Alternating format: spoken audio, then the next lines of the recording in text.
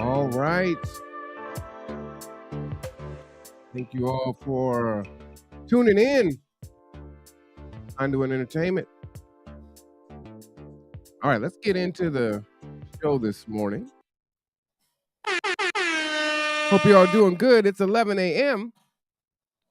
Great Kitsap County. I need y'all to lose your job.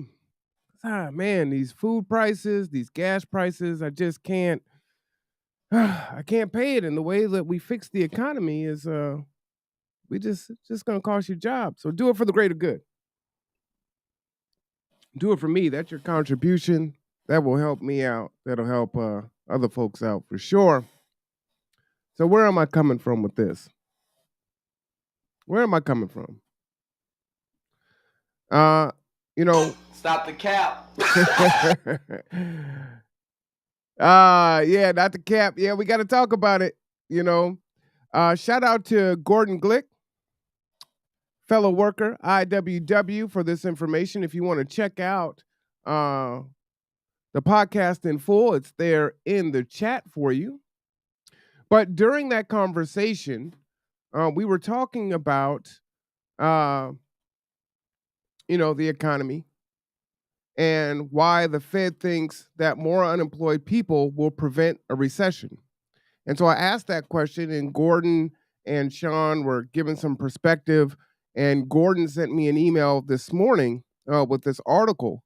So I thought I would share it with you, because many of us don't understand how those that are operating our economy think, and the levers that they pull and the consequences of it. What happened to the no cap? It's up, man. I got to wear the cap, Rev. You know what I'm saying? But I need you to go ahead and give me that job so I can pay those lower gas prices. Please, please, please. So again, shout out to fellow worker Gordon Glick for this information here.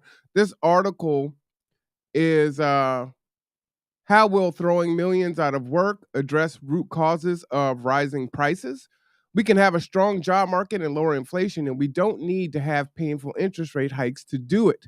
RAKEEN is the author of this, and this article came out yesterday, August 29, 2022. So let me go ahead and read it to you. From groceries to rent, prices are rising on just about everything these days, and those with already stretched budgets are feeling the pinch. Turn my camera off here so it's a little bit bigger for you guys. Bringing prices down must be a top priority for lawmakers, but Washington's default tool dealing with inflation, aggressive interest rate hikes, only makes life harder for these families. That's because aggressive interest rate hikes work by increasing unemployment and slowing down wage growth, a cure far worse than the disease. So I was asking the question, how is it that if we increase unemployment, how does that slow down and slowing down wage growth help with inflation? And so this is the lever that they use, right? And it cost many of us. Former Treasury Secretary Larry Summers is a longtime advocate of this cruel approach. Earlier this summer, there's an article that you can click there. I put this article in the description, so if you want to click on it, you can.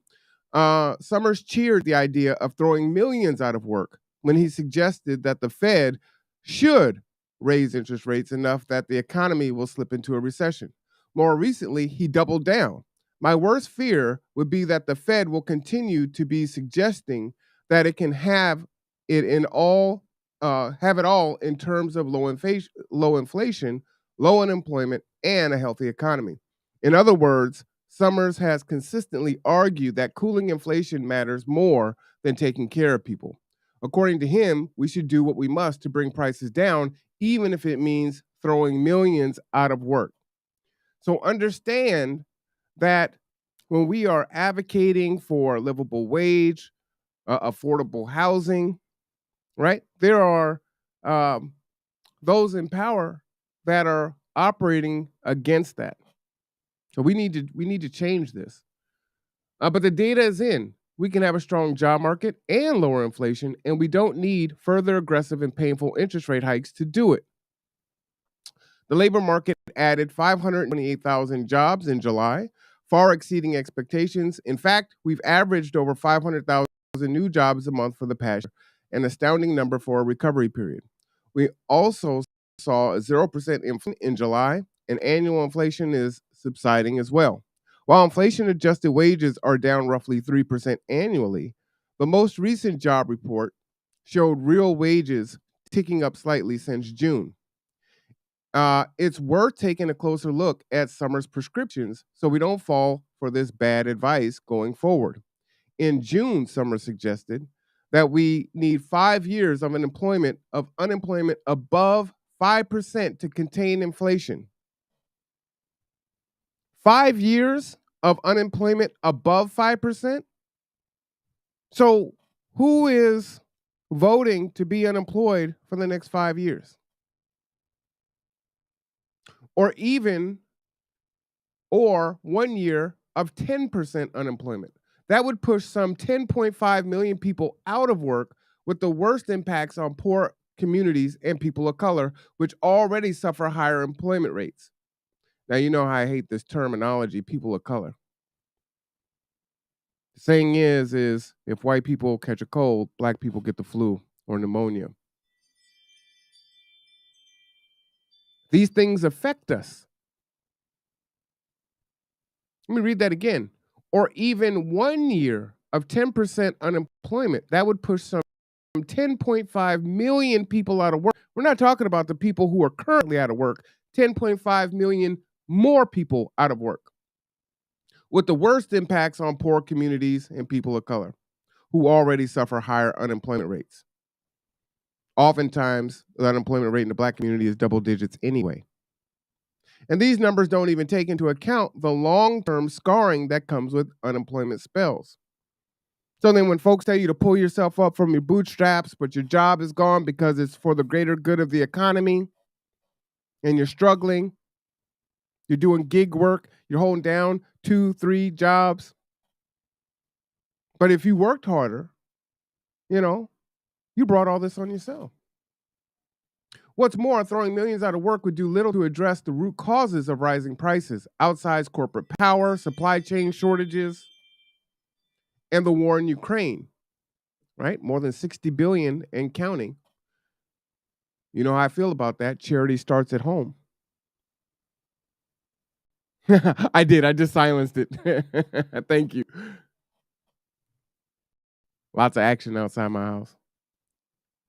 Outsized corporate power, supply chain shortages, and the war in Ukraine. As the Federal Reserve Chair Jerome Powell admitted in June, raising interest rates can't affect all the supply side things that are still pushing upward on gas and grocery prices. Rate hikes also won't break up the mega corporations that Powell conceded could be raising prices, because they can. And we know they can. And we know that they have taken huge amounts of money, their bonuses and everything else, and doing their stock buybacks and all the other things that they do for their transfer of wealth, especially during the age of COVID.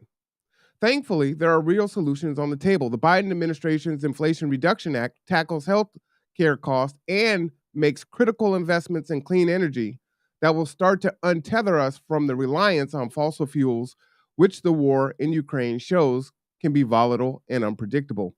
In June, President Biden also signed the Ocean Shipping Reform Act. This bill increased regulation of deeply concentrated ocean shipping industry, a sector that has contributed significantly to supply chain bottlenecks and inflation.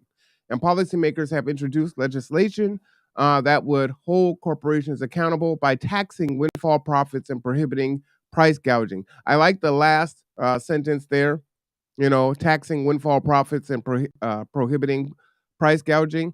I don't know enough about the Ocean Shipping Reform Act to speak on that. We can't save the economy if people are struggling. I agree with that, right?